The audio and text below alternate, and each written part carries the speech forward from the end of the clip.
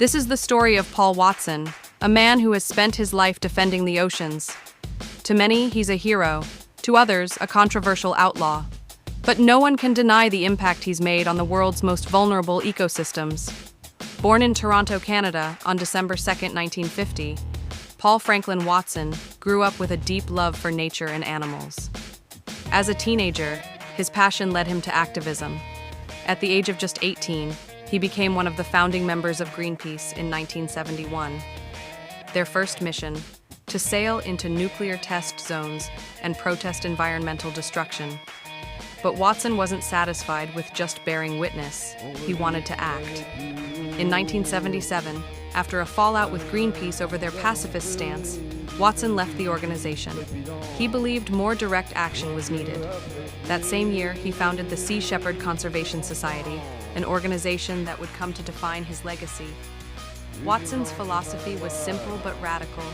If the law fails to protect marine life, then people must take the law into their own hands, without causing harm to humans. With Sea Shepherd, Watson launched daring, high-seas missions to stop illegal whaling, seal hunts, and destructive fishing practices.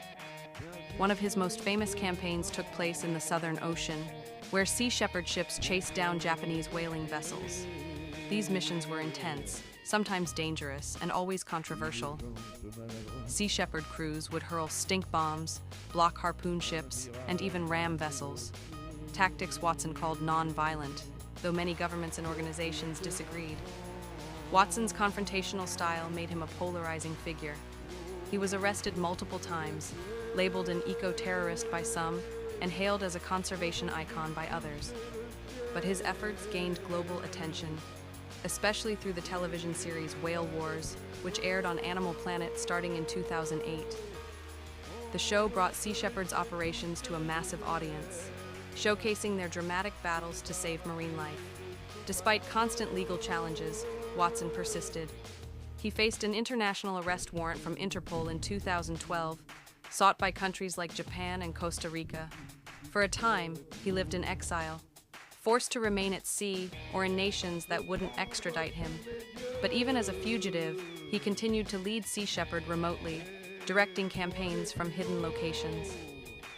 In 2022, Watson parted ways with the Sea Shepherd Conservation Society after disagreements with the board. Many believed the organization was moving toward a more diplomatic approach, while Watson remained committed to direct action. Not long after, he launched a new group, the Captain Paul Watson Foundation, reaffirming his mission to fight for the oceans with the same intensity as always. Throughout his life, Paul Watson has remained unapologetically fierce in defense of marine life. He has authored books, delivered countless speeches, and inspired a global movement of eco-activists. Love him or hate him, he's undeniably one of the most influential environmentalists of our time. Now in his 70s, Watson continues to sail, to speak, and to fight. For him, the battle for the oceans is far from over. Because as long as there is life in the sea, there is something worth protecting.